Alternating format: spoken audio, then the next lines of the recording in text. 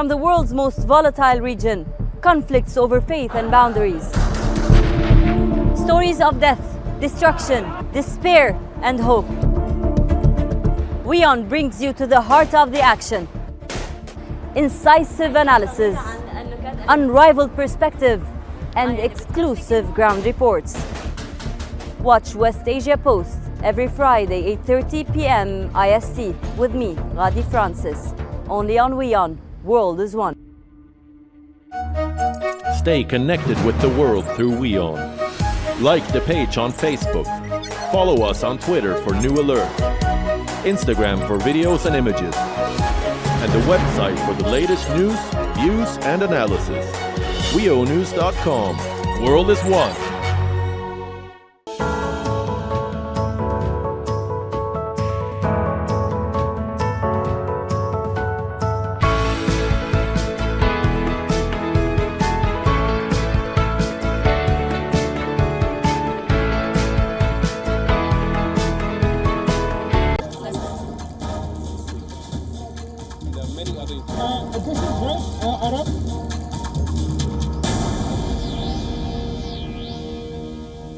Hello and welcome to WION Live Broadcast from London.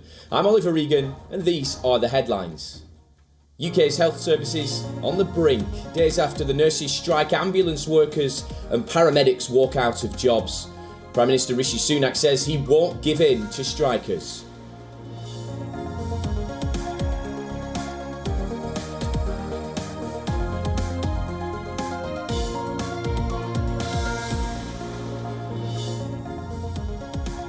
Afghanistan's Taliban regime bans women from universities, further restricting women's access to education. The UN calls it another broken promise by the Taliban. US and Britain condemn the move.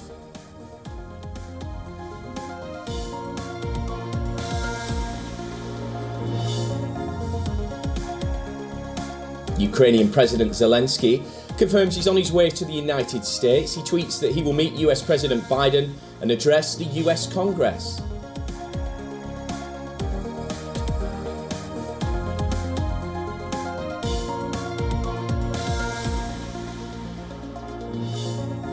COVID dread is back. India steps up tracking of COVID variants, asks states to send samples for genome testing. This comes as infection soars in China, and South Korea reports over 88,000 daily cases.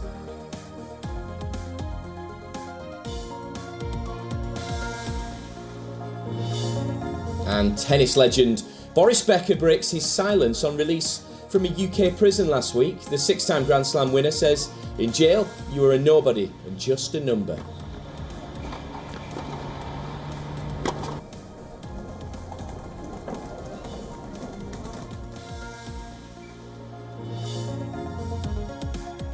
There's no relief in sight for the UK's season of strikes. After a crippling nurses' strike on Tuesday, three main ambulance unions in England, Wales and Northern Ireland are to stop work today.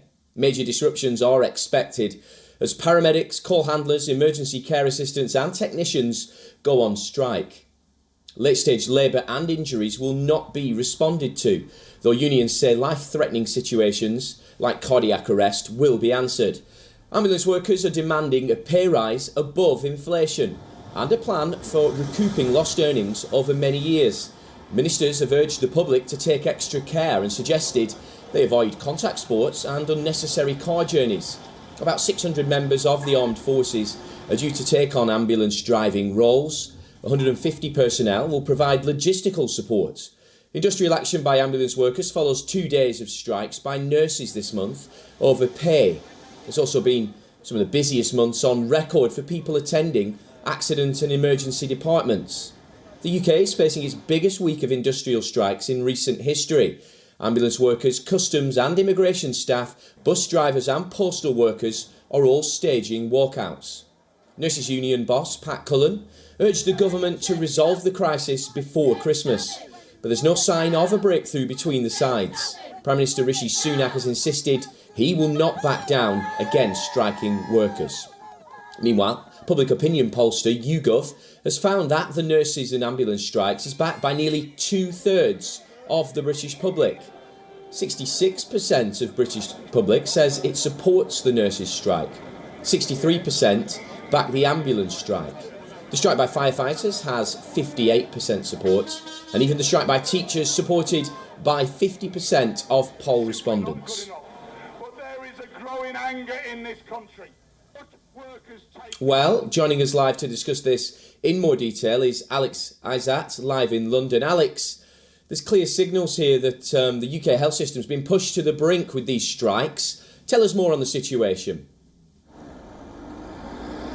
Yeah, absolutely it has. So I am here at the London Ambulance Service. Now you can see the huge unison sign behind me. However, they are not officially on the picket line on strike until midday today, and that'll be midday until midnight. But a lot of the other trusts who are either through GMB or Unite have already been on strike this morning or will go on strike later. So it is a mix throughout the day. And what we do understand is that every trust has been working with its own government, with its own council, and its local police as well, to have different contingency plans. So the contingency plan here is different from the one on the East Coast and so on and so forth. But ultimately, the whole of the trusts themselves just have the same problem, that they want better pay and they also want better working conditions. It isn't always just about pay. In fact, many of these strikes that have been ongoing for the nurses, for the rails and for the ambulance workers are about how they can change the way that they work, because the role has changed completely since they started.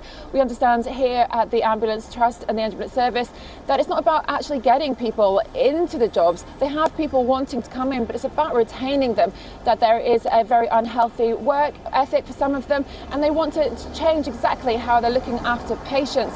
With ambulance workers, there are still a lot of people are on hold. 999 call handlers are working above and beyond, and they just want to be acknowledged from the government. But at the moment, the government is in a real stalemate position. They are suggesting that they won't be talking about pay. They are happy to talk about working conditions, but not about pay. So that means that this is going to continue rumbling on throughout December, and it's likely that it will continue through to January as well. And generally, the public, as you say, are supporting them, but there seems to be this fine line between the government and not just the ambulance, but all of the unions that are trying to push to have the government at least acknowledge that something does need to be done within the NHS. Alex Isat, many thanks for your insight there. In the latest crackdown towards women in Afghanistan, the Taliban has banned female students from private and public universities in the country. According to a letter by the Higher Education Minister, the Taliban has announced the closure of universities for women. The latest diktat further restricts women's access to formal education. The Taliban has already banned girls from middle school and high school. Women have been restricted from most employment. They've also been ordered to wear head-to-toe clothing in public.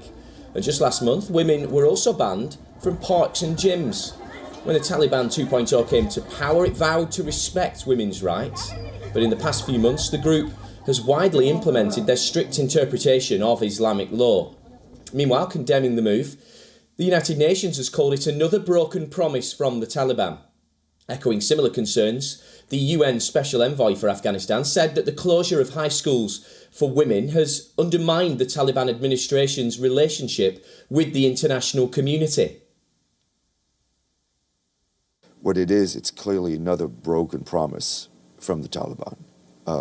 We have seen since their takeover, and also in the past months, just a lessening of the space for women, not only in education, but access to public areas, their non-participation in the public debate. It's another very troubling move. The condemnation was swift from the United States as well. The US State Department said it will see what it can do to hold the Taliban accountable, especially after its latest diktat.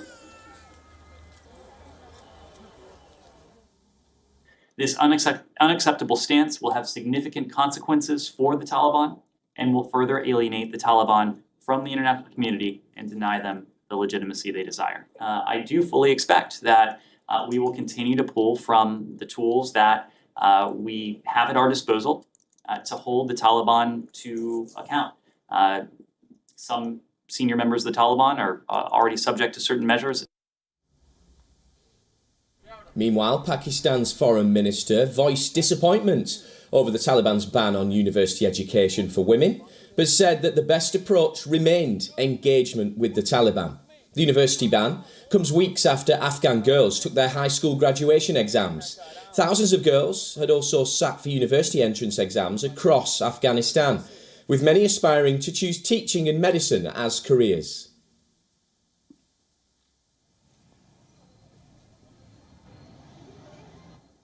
Well, for more on this, we're joined by Lynn O'Donnell, author and journalist. Lynn, many thanks for joining us. This is an awfully difficult situation in Afghanistan for women, and of course comes despite the Taliban saying that they would respect women's rights. Well, I guess so, but anybody who believed that the Taliban would respect women's rights as we understand them was delusional. They always said they would respect women's rights within their own interpretation of Sharia law, yet they never said what that interpretation was. Harking back to the last time the Taliban were in power, in 1996 until 2001, this was exactly what happened. And it was always until further notice. Yesterday's notification from the ministry, the Taliban's so-called Ministry of Higher Education, says that women will be banned from universities, private and public, as you said, until further notice. Until further notice never comes. Now, the way the UN and the United States are now bleating about how awful it is, yet another broken promise, the Taliban have never kept any so-called promises that were contained in the Doha deal that the Trump administration did with the leadership in February 2020. There are no surprises here for anybody who knows anything about the Taliban's true nature. Lynn, how do the international community deal with this situation? Because, of course, they want to express this disgust for the situation, but on the other hand, they don't want to alienate the Taliban. So how do they strike that balance? Well, I don't really know what the definition of alienation is here. The Taliban are not recognised in any way diplomatically as the legitimate government of Afghanistan, and yet the United States sends a reported $40 million in cash per week into Afghanistan that is then distributed by the United Nations, ostensibly for humanitarian relief. As we know, things are pretty awful for ordinary Afghan people. There's no work, there's no food, they cannot access their bank accounts because of international financial sanctions on the banking system. And so people are very, very hungry and very miserable. There have been reports that people are giving their children tranquilizers so that they can sleep through hunger pains. Yet this money is not monitored. Tens of millions, as I said, going into Afghanistan to be distributed by organizations that are approved by the Taliban. And I have people in that system in Afghanistan who tell me that if 50% of that reaches the people who really need it, that would be a miracle. There's no oversight and there's no monitoring. And so what that essentially means is that while there are no consequences for the excesses of the Taliban, which aren't just aimed at women, they're also aimed at anybody who's perceived as an enemy, journalists, civil rights workers, people of other ethnicities than Sunni Pashtuns. So why would the Taliban change their behaviour if there are no consequences? It's a very difficult situation. Lynn O'Donnell, author and journalist based in London, many thanks for your insights. Thanks for having me. Ukraine's President Volodymyr Zelensky is on his way to Washington, where he will meet the US President Joe Biden and address the US Congress. This is President Zelensky's first trip abroad since Russia invaded Ukraine in February this year. Zelensky confirmed his visit to the US in a tweet saying he's going there to strengthen resilience and the defence capabilities of Ukraine. Zelensky tweeted that he will be addressing the Congress and also be holding bilateral meetings. A White House spokesperson has said that Zelensky will join President Biden at the White House for the announcement of a significant new package of security assistance. Reports quoting senior White House officials said that the Patriot air defence missiles will be part of the package. Zelensky's trip underscores that the US has been arguably the most important supporter of Ukraine's war effort. It's already providing an estimated $50 billion in total, and including some $20 billion by way of security assistance. In a letter to colleagues on Tuesday, House Speaker Nancy Pelosi asked all members to be physically present at the Wednesday night session, adding that there would be a very special focus on democracy. The high-profile trip comes as Russian President Vladimir Putin is planning to meet his country's senior military officials today to evaluate the result of the war and set goals for next year after a series of setbacks. On Tuesday, the Ukrainian leader made a surprise trip to troops in the battered eastern frontline city of Bakhmut, underlining Russia's stuttering but persistent attempts to capture it.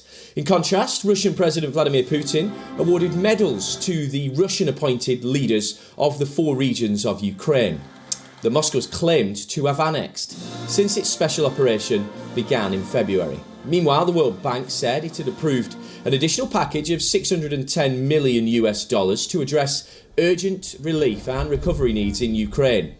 In the nearly 10 months since Putin ordered his troops into Ukraine, its allies may be having second thoughts over the continuing supply of financial and military aid to Kyiv. As Zelensky visits the United States, there are many countries, such as India, that want the war to end to mitigate inflationary pressures and alleviate the unprecedented energy and food crises that it's caused. The UK Prime Minister Rishi Sunak has said that Britain will match or exceed $2.8 billion in military aid to Ukraine, but he's also reportedly ordered an audit of all Ukraine war spending. Reports said that the audit will also emphasise the impact of the UK's military contribution to Ukraine. Even the Italian Defence Minister has expressed reservations about sending military aid to Ukraine, saying that the European Union should provide financial support to countries that were giving aid to Ukraine. Reports citing senior US officials have said that during Zelensky's Washington trip, Biden's likely to announce $2 billion in new assistance for Ukraine and the sending of Patriot missiles battery. However, Zelensky's assertion that its counter-offensives against Moscow are going well, assuming continued financial and military support from its allies, has escalated concerns among those who want to avoid provoking a wider global conflict.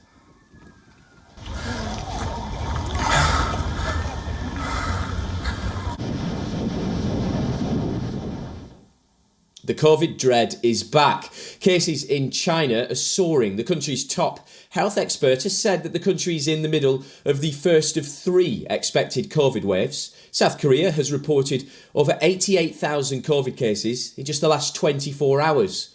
With infections surging in multiple countries, India's moving to step up genome sequencing of COVID-positive cases. In the latest reports, this suggests that the Indian Health Minister Mansukh Mandavia will be chairing a task force meeting later today. India's Central Health Ministry has asked state governments to send samples of positive cases to the nationally designated genome sequencing labs. This will help the authorities in detecting newer variants circulating in the country.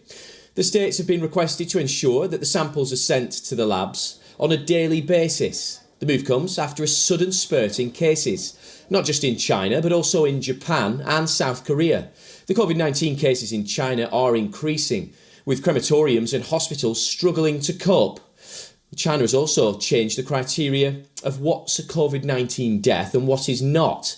It says deaths caused by a respiratory failure after contracting COVID will be recorded, but it won't record deaths caused due to heart attacks or underlying diseases after contracting COVID.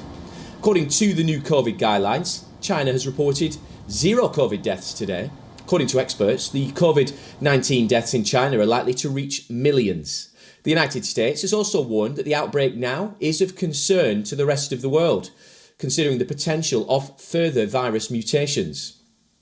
Meanwhile, India, which suffered badly at the height of the pandemic, has so far not reported any significant rise in cases.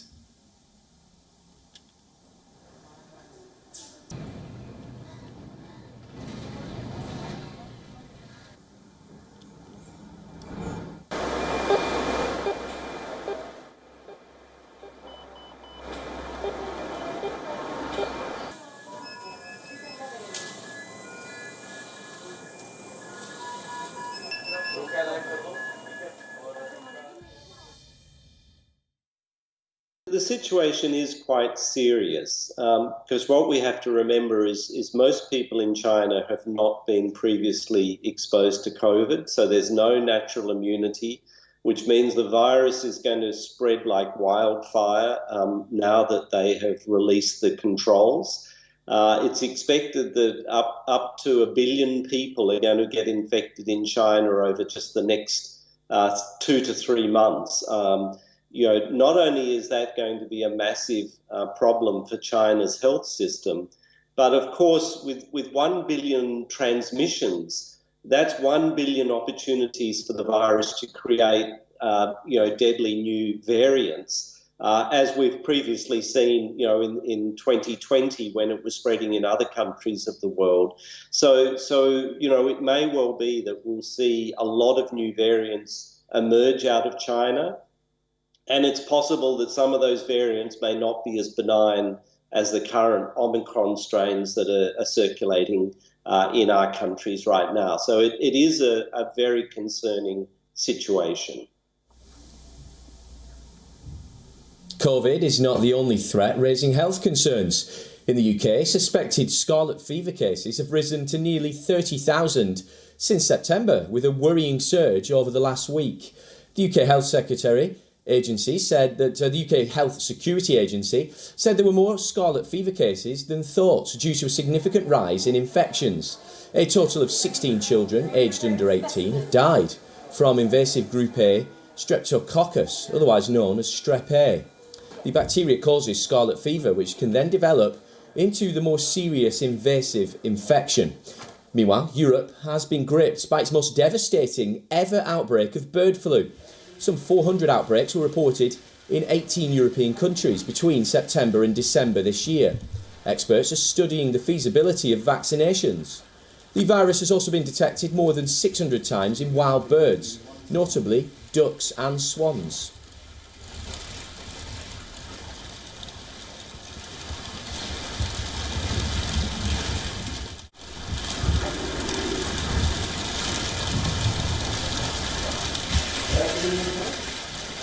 World champions Argentina were forced to abandon their victory parade and do a helicopter flyover instead after a crowd exceeding millions brought their open-top bus to a standstill in Buenos Aires.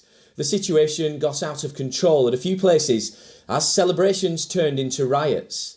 Lionel Messi and company were airlifted after 2 fans jumped from a bridge onto their team bus when it passed under a bridge.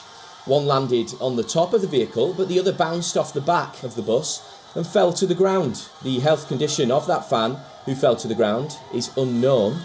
The players had no option but to cut short their scheduled 8-hour parade as millions of fans flooded onto the streets. Reports suggest that 18 people were injured in the celebrations. The World Cup winning squad wasn't able to reach the iconic obelisk monument as planned because of the crowd size, which was estimated at around 4 million. Some supporters clashed with the police on the streets after the parade was abruptly cut short. The clashes began when riot police tried to remove 2 people from the top of the obelisk monument. The situation escalated after fans started throwing stones and bottles at riot police and also lit a fire. At least 13 arrests were made to control the situation. The Argentine capital has been in party mode since Argentina defeated the defending champions France 4-2 on penalties in what was a pulsating World Cup final in Qatar on Sunday. Their first title in 36 years has helped mask economic woes in the South American nation, battling one of the world's highest inflation rates. What happened was incredible. It made people forget about everything else in Argentina, all the problems of the country. Everything is left aside today. The happiness is overwhelming. Football is a sport that can leave you with the worst memories, but it can also make you forget everything weighing on you in a time like this. Well, that's all from your live WION broadcast from London. I'm Oliver Regan. I'll see you at the same time tomorrow.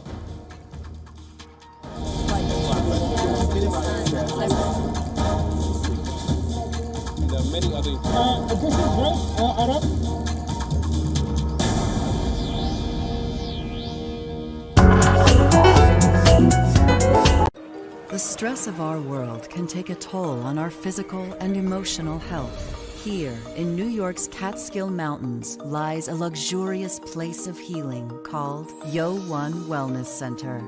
The WION Wellness Center provides 500,000 square feet of natural methods to manage diabetes, hypertension, chronic pain, obesity, depression, anxiety, and other conditions.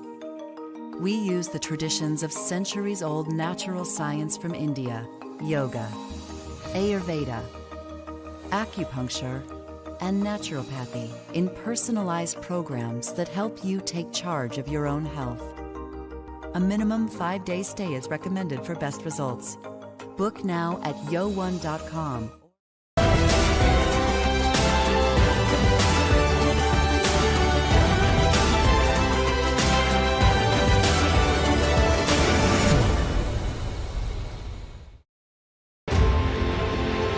It's code red for humanity. The alarm bells are deafening. Wildfires, floods, and hurricanes. Extreme climate events warn of impending doom. Is the world heading towards a climate catastrophe? Watch WION's Climate Tracker weekdays at 12 p.m. GMT, 5:30 p.m. IST.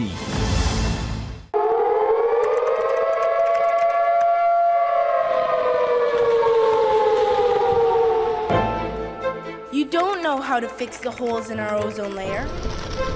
You don't know how to bring the salmon back up a dead stream. You don't know how to bring back an animal now extinct. And you can't bring back the forest that once grew where there is now a desert. You have ignored us in the past and you will ignore us again.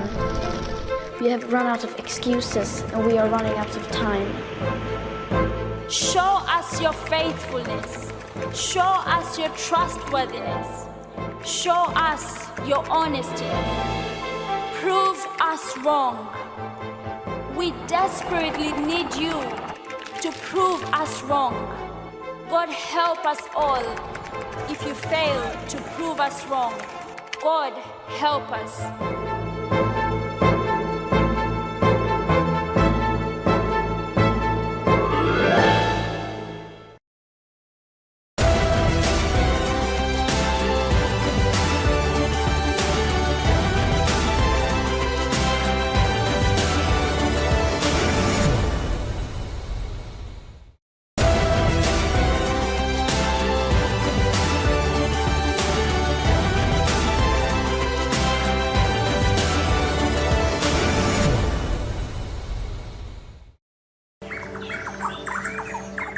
$1 trillion species. 7.8 billion humans. 1.9 million species extinct. One planet. Where are we heading? What should we do?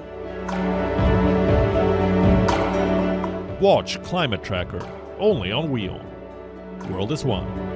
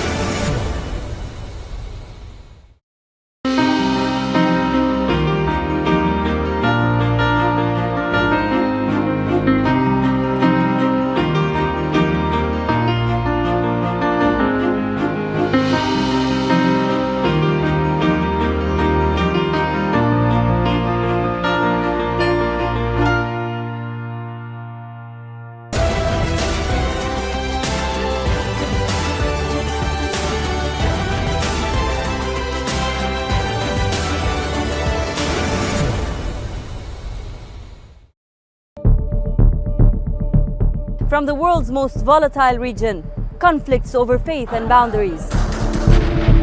Stories of death, destruction, despair, and hope. WION brings you to the heart of the action.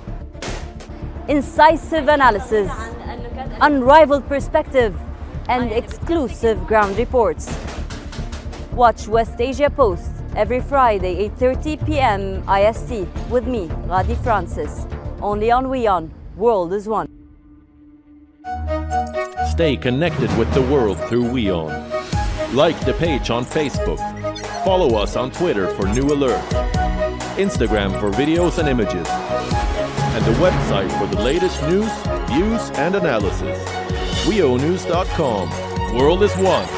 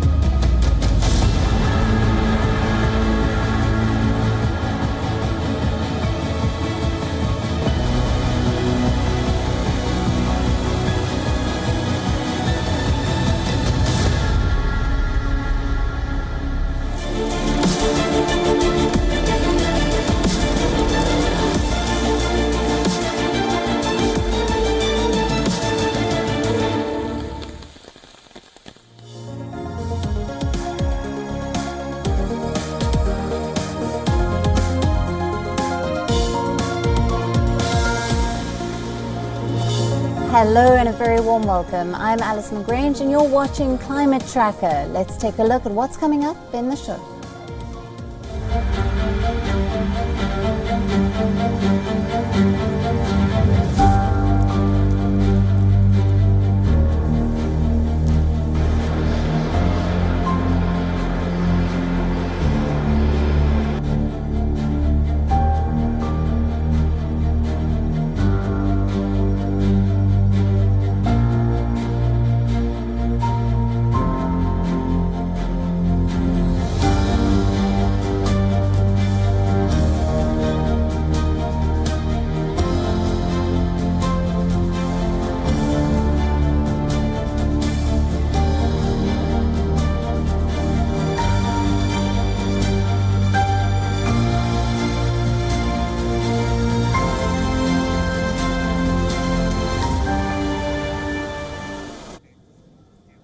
Hello and welcome. Let's take a look at our top story. A massive winter storm is expected to bring icy temperatures, howling winds and blizzard conditions to vast swathes of the US and parts of Canada in time for the holiday season. This storm has the potential to become a bomb cyclone over the Great Lakes later this week and brings blizzards to parts of the Midwest as well as high winds to the East Coast, which puts an estimated 50 million Americans under wind chill alerts as a once-in-a-generation event. This could impact holiday travel during the festive period of Christmas. Now, you must be wondering, what is a bomb cyclone? Well, this type of storm generally occurs when the pressure of a storm